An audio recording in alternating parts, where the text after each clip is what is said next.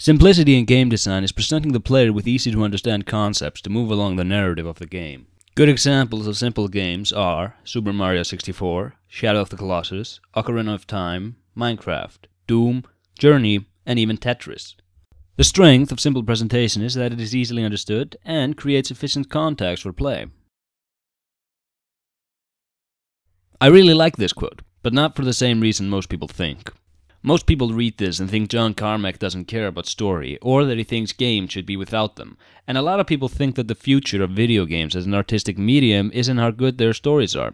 But I think most people have it backwards. First of all, there are only 7 different stories in the world, and every story you've ever read, watched, heard, or played is simply an extension of one of those. And what the quote means isn't that the stories don't matter. I have a lot of faith in John Carmack, so I'm going to give him the benefit of the doubt and assume he means that the story just shouldn't be more important than the game. A lot of games have an emphasis on maturity, and a lot of untalented writers think that means gritty, realistic, dark, and complex. But very few games that are designed with this mindset will have a lifetime of more than a few months. It's not that the story doesn't matter, but it shouldn't be the focus. Rather, the story should contextualize play, or give you the reason to interact. One of my favorite games of all times is Shadow of the Colossus, and that game starts with the wanderer entering a forbidden land and making a deal with a demon to revive his female friend. The deal is, he kills 16 colossi and the girl will be revived. And until the end of the game, the story fucks off. There are quick cutscenes after each fight, and the player model deteriorates as he kills more colossi, but the focus of the game is not to get to a new cutscene, it's to reach the next colossus.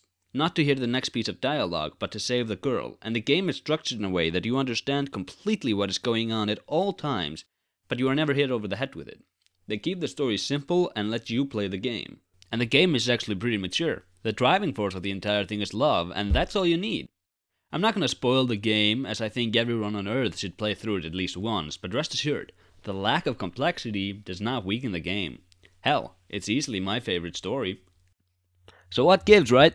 If the story should only contextualize gameplay, then how many games can you really make? Tons.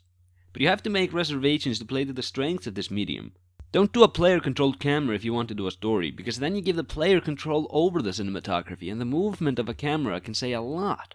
Don't do voices if you can do text. By employing voice actors, you take away the control of pacing away from the player. There are games that let you skip over the dialogue, but that isn't an elegant solution either, because you always hear the beginning of each sentence and that feels very weird.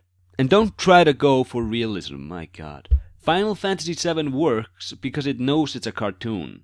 Shadow of the Colossus is a masterclass in characterization through animation, and if you want your game to be remembered, then you cannot chain it to the design trends of the time. Seriously. Why is Uncharted a shooter when it would be a lot better if it were a puzzle game with a computer-controlled camera? Could even keep the platforming.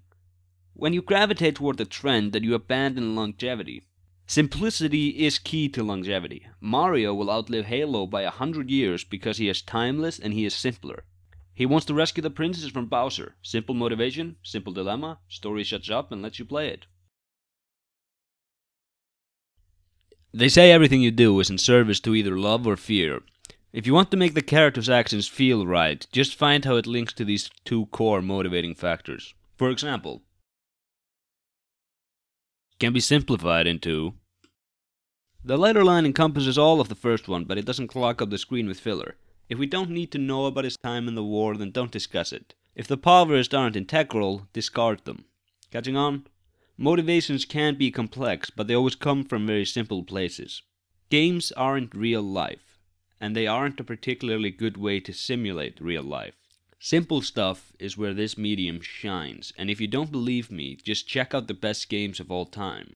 Simple stuff isn't inherently stupid, just like how complex stuff isn't necessarily smart. Thank you for watching. In part 2, I will be discussing the strengths of complexity and when and where to use it.